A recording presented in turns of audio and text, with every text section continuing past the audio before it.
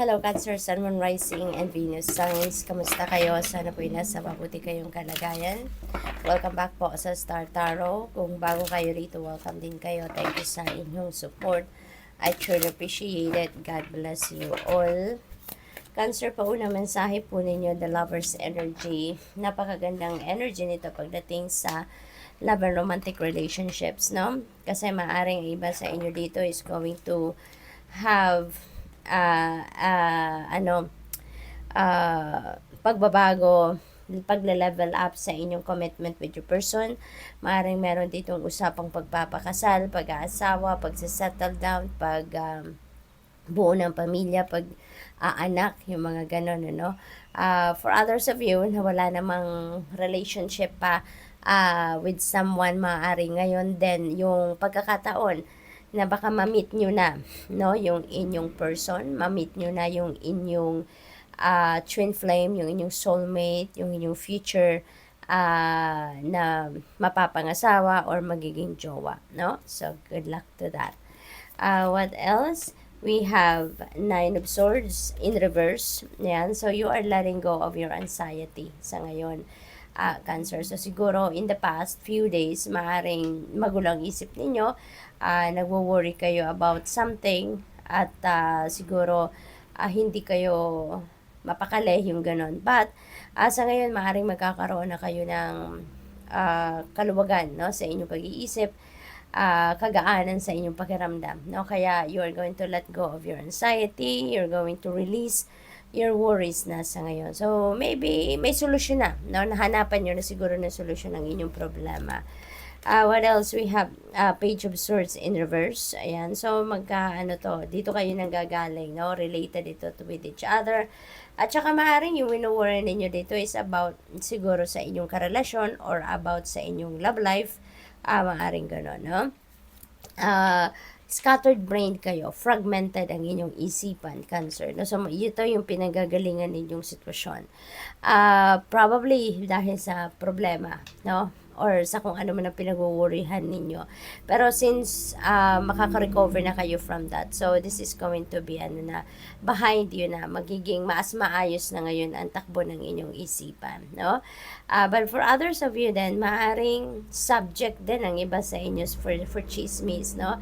Maaring ang iba sa inyo pinag-uusapan, maaring headline kayo ngayon sa community, or merong mga tao na chinichismis kayo, yung ganon.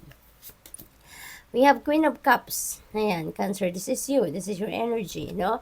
At maaaring you are going to be very sensitive and intuitive at this time. Siguro, mas kayo ngayon, mas on point ngayon ang inyong intuition, mas malakas ngayon ang inyong radar, something like that, no, Cancer? At saka, you're going to be more compassionate and kind at this time, so good luck to that. What else? Page of Pentacles in reverse. Ayan, so lack of progress ito.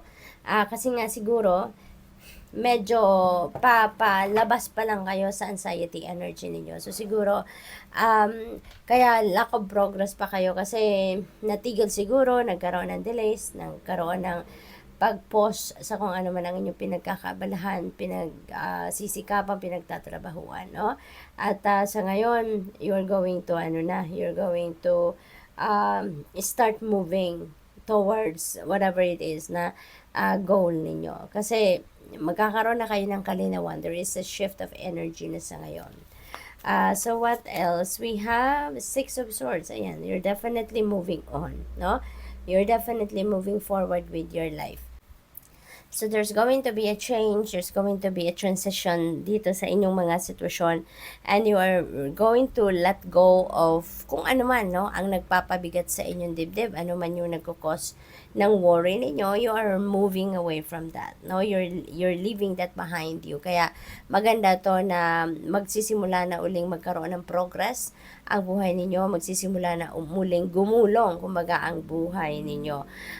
There is also travel energy dito for some of you, Cancer, no? There is a travel energy, there is a mangyayari ditong pagbiyahe, kasi maybe there is relocation, no, na gagawin ng iba sa inyo dito. So good luck to that.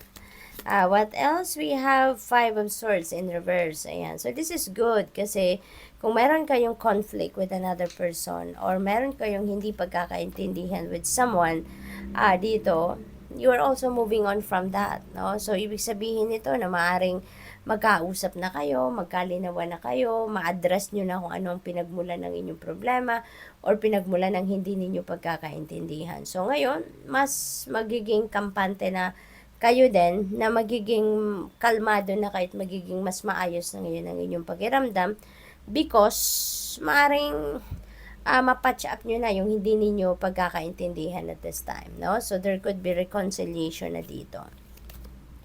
Knight of Wands in reverse. Ayan. So, may mga delays, no? Kaya nga, you have lack of progress energy dito. It's because nagkaroon kayo ng delays. Nagkaroon kayo ng sitwasyon na, alam mo yun, yung parang na-stuck kayo dyan kasi nagka-problema, yung parang na-trap kayo doon sa fear, na-trap kayo doon sa worries, sa tension, sa stress. Kaya parang natigil muna in a sense, 'di ba? Yung ginagawa ninyo kasi nga hindi kayo nakakapag-concentrate. But there is a change of energy, 'di ba? There is a switch of energy dito. Kaya kung ano man yung mga delays na nangyari, no? Tapos meron tayong moving on energy. So definitely mawawala na 'to. No, mawawala na 'yan. Ayan. So magkakaroon na ng pagbabago dito for the better, no? Malilift na yung mga delays na yan. Malilift na yung mga